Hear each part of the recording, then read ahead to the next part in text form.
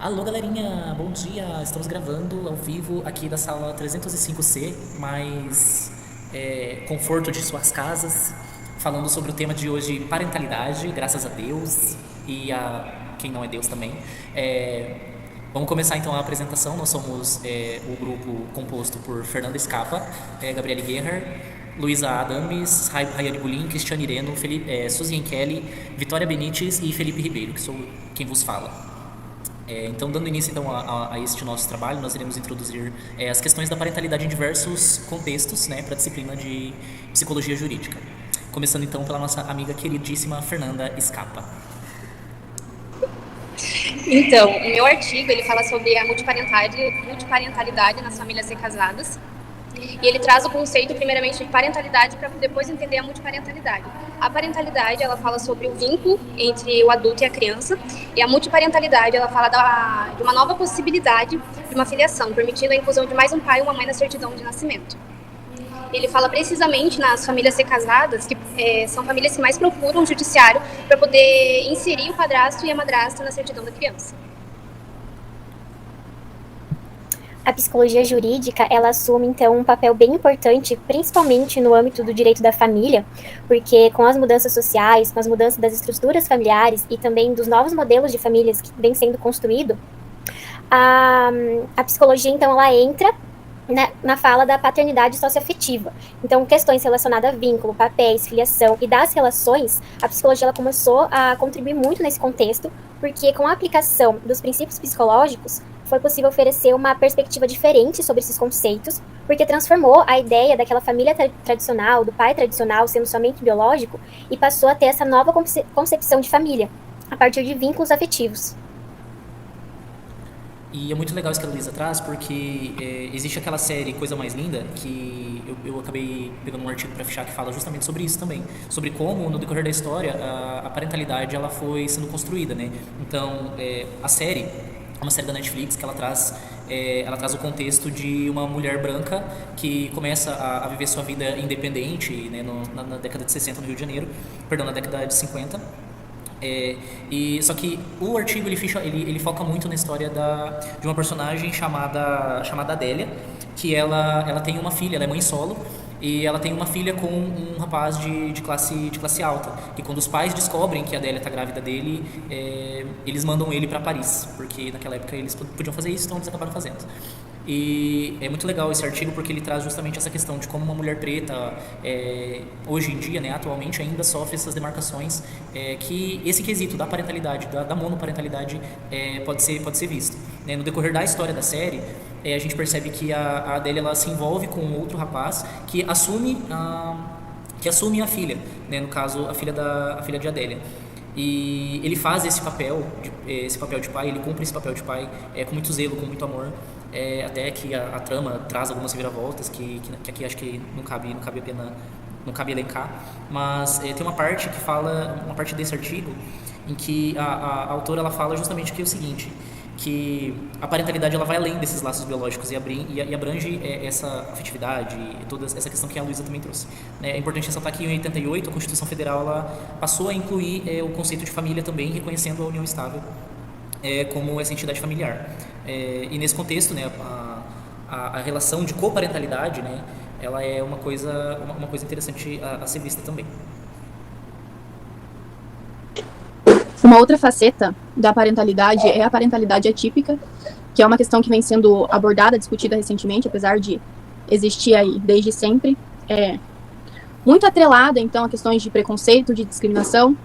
A parentalidade atípica ela ganha um outro contexto, onde os pais assumem uma nova posição, que deixa de ser de somente pais, para se tornarem ativistas, então, pela causa dos filhos, né, que sofrem preconceito, sofrem discriminação. Então, os pais vêm para lutar e entrar em causa junto com os filhos, desenvolvem esse ativismo, materializam isso, então, através de ações sociais. A gente vê que tem crescido bastante também na mídia esse assunto, os pais criam perfis para compartilhar o dia a dia, para compartilhar com outros pais o que eles estão vivenciando, para falar um pouco sobre a paternidade atípica, a maternidade atípica, como ela influencia todos esses processos e essa fase. Então, as associações civis elas se tornam uma ferramenta, assim como a mídia, para para lutar pela garantia de direitos, pela garantia de inclusão nas escolas, nos espaços de maneira geral.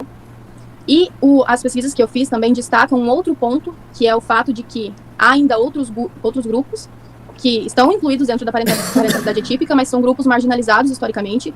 São, por exemplo, pessoas negras, pessoas pobres, que ganham ainda essa outra característica, essa outra luta, essa outra barreira para enfrentar, para além da parentalidade atípica. Então, outros desafios relacionados a tudo isso, a falta de acesso à informação, a falta de acesso a meios para poder veicular isso, essa dificuldade, essa vivência. Então, há necessidade de defender seus filhos, não apenas de discursos capacitistas, mas também de discursos raciais, enfim, econômicos, sociais e tudo mais. Os artigos que eu pesquisei também enfatizam muito que há uma aliança formada entre pais atípicos, muito por esse conhecimento de mídia e tal, de veiculação. Eles formam alianças pelo vínculo em comum, pela vivência em comum, né, que é muito parecido. E também eles pontuam esses artigos sobre a sobrecarga que há na parentalidade atípica, sobrecarga materna, paterna, porque tem exaustivas terapias, acompanhamentos diagnósticos que também são cansativos e por vezes muito longos, demoram anos para serem fechados ou para terem algum andamento, sobretudo quando você está em questões de vulnerabilidade, porque aí você depende de um sistema que demora, que demanda tempo, que você não tem, de espera. E fala também sobre o abandono paterno, que também é muito frequente em questão de parentalidade atípica, porque há o luto pelo filho ideal, e a gente sabe na nossa sociedade patriarcal, o homem muitas vezes não é responsabilizado pela criação do filho, então fica fácil de muitas vezes abrir mão dessa parentalidade, e aí há uma sobrecarga materna, enfim, exaustiva, que sucateia as mães da parentalidade atípica. Então, pessoal, o artigo que eu peguei, ele falava sobre a existência, né, do fim da conjugalidade, mas a não possibilidade de inexistência da parentalidade, ou seja, ela sempre vai ser constituída apesar da conjugalidade estar ali ou não. Então, assim, fala bastante a respeito da questão da parentalidade no que se refere ao processo de divórcio e a atuação da psicologia jurídica nesse processo. Porque, assim, a gente sabe que o divórcio, ele tem uma grande carga emocional, um peso muito grande para os familiares, né, que estão passando por esse processo, dos cônjuges, e também um peso emocional muito grande para a criança, que acaba meio que no meio disso sendo afetada psicologicamente. Aí a psicologia jurídica vai vir como uma forma de auxiliar e de manejar essas questões litigiosas, que são questões de conflitos de interesse, que vão estar muito envolvidos nessa parte da vara da família. Então, o psicólogo jurídico ele vai fazer essa mediação para conseguir trazer para uma melhora no desenvolvimento deles, ali no que se refere à saúde mental, ali dentro do processo. E também agilizar o processo jurídico. Porque muitas vezes, diante desses conflitos, acaba atrasando muitas vezes o processo jurídico. Aí precisa muito do manejo do psicólogo dentro desse contexto de conflito. E dentro disso, o psicólogo ele também vai trazer estudos referentes para poder colocar as discrepâncias entre o processo, né, de divórcio na questão da parentalidade, questão psicológica, e o processo de divórcio ali na questão jurídica. E ele também vai fomentar princípios humanos mais fundamentais, como a dignidade e a cidadania. Então, o psicólogo ele acaba sendo muito essencial diante dessas situações. Eu vou falar sobre a clínica transcultural, o cuidado da parentalidade no ensino. Vou falar sobre um olhar das famílias migrantes, a importância das raízes cultural na parentalidade, enfatizando como as experiências e emoções dos pais são transmitidas para as crianças. Bom, quando eles mudam de local, eles acabam sofrendo diversos preconceitos, isso gerando bastante sofrimento psicológico. Então, eles chegam em um determinado país esperando aquele acolhimento que às vezes não tem. A abordagem transcultural ela é vista como fundamentada para compreender e abordar o sofrimento das famílias migrantes, que muitas vezes enfrentam um desafio relacionado à migração, como cultura, cor, o modo de se vestir. Vou falar um pouco, então, sobre a questão de recasamento após separação conjugal e abandono afetivo, né? Essas duas temáticas, elas se apresentam em comum, estarem inseridos no campo da família, em função desses recortes adotados. Situam-se no cenário de pós-divórcio, mesmo que as famílias em questão tenham se configurado em encontro amoroso sem formalização de uma relação. A procura pelo judiciário pode ser utilizado como modo de compreensão sobre a maneira pela qual essas famílias recasadas lidam com os seus impasses.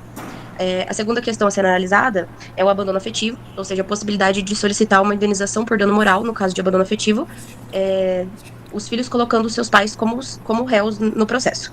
Nos pedidos de abandono afetivo, ganhar a causa representaria a condenação de um pai que, coincidentemente, não cumpriu com a sua função de forma adequada.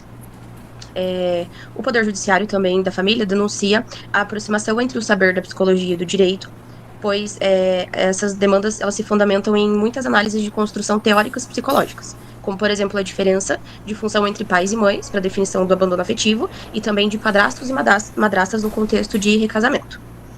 A partir dessas pontuações, qual seria a contribuição da psicologia jurídica, então, quando o profissional é acionado para atuar nesses processos? Que seria uma atuação ética e reflexiva, que tenha como suporte uma perspectiva muito crítica e ampliada sobre o campo social, no qual a psicologia jurídica se posiciona junto com o Poder Judiciário. Bom, então, para finalizar o nosso trabalho, eu fiz uma pesquisa sobre o que as leis falam sobre parentalidade. E a parentalidade pode ser encontrada de muitas formas na legislação, como, por exemplo, na Constituição Federal, no ECA, no Código Civil, no Estatuto da Criança, no Estatuto do Idoso, trazendo ali os direitos e os deveres de cada um desses aspectos da família, né? Pode estar relacionado, por exemplo, à alienação parental, abandono de incapaz, casamento, divórcio, como foi comentado pela Rai, direitos e deveres dos filhos, são alguns exemplos. O capítulo 8 da Constituição Federal é intitulado da família, da criança, do adolescente, do jovem e do idoso. E ali ele vai tratar sobre quais são os direitos e os deveres de cada uma dessas partes da família, vai trazer quais são os deveres do Estado em relação à família, a família no cuidado com crianças e no cuidado também com pessoas com deficiência. Tudo isso, claro, embasado nos direitos humanos, né, na proteção desses direitos e no direito de sobrevivência, de comer e afins.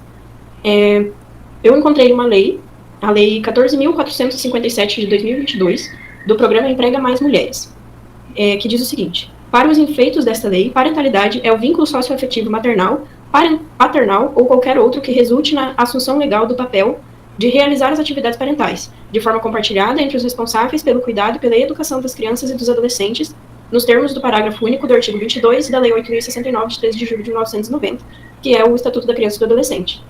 Então, esse, por exemplo, é uma visão de parentalidade para a lei do programa Emprega Mais Mulheres. No Estatuto da Criança e do Adolescente, eu encontrei o artigo 25, que fala assim: entende-se por família natural a comunidade formada pelos pais ou qualquer deles e seus descendentes. Parágrafo único.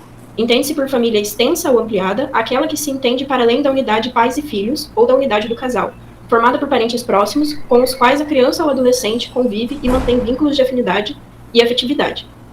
Que diz aí sobre as famílias que não são compostas apenas por um pai, uma mãe e filhos, às vezes uma criança que é cuidada por seus tios, por seus avós, ou às vezes até por pessoas que não têm vínculo sanguíneo, né? E o artigo 28 do ECA diz que a colocação em família substituta far-se-á ela ou adoção, independentemente da situação jurídica da criança ou adolescente, nos termos desta lei. Então aqui a gente também tem um exemplo de adoção. E por fim, a resolução número 175 de 2013, o artigo 1º, diz que é vedada às autoridades competentes a recusa da habilitação, celebração de casamento civil ou de conversão de união estável em casamento entre pessoas do mesmo sexo, e o artigo 2º, a recusa prevista no artigo 1º implicará a imediata comunicação ao respectivo juiz corregador para as providências cabíveis, que aqui também fala sobre casais homoafetivos, né, que está aí na lei, que é legal o casamento, então é outro tipo de família que vai fazer a adoção de crianças também e vai constituir outro tipo de família.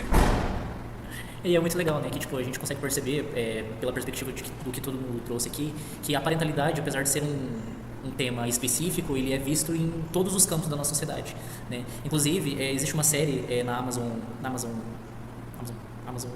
Prime Video, né, que ela é chamada Manhãs de Setembro, que é uma série onde retrata a parentalidade de uma mulher trans, que descobre depois de 8 anos que ela teve um filho com um caso que ela teve antes da sua transição. Então, e é bem legal porque é uma coisa muito, muito legal de se assistir, de se ver, de se contemplar, que a parentalidade, apesar de ser aquilo que a gente vê como um casal heteronormativo, a gente também consegue ver ela nesse tipo de contexto também, além dos diversos outros que foram trazidos. Seria só de fazer esse acréscimo e indicar essa série para que todo mundo possa estar vendo. Seria isso então, pessoal? Sim? Então, beleza. Muito obrigado então, pela participação de todos. Tá? Gostaria de agradecer a participação de todos, o apoio. E fiquem aí. Semana que vem tem um outro vídeo no canal, tá? Beijo, se cuidem. Até mais.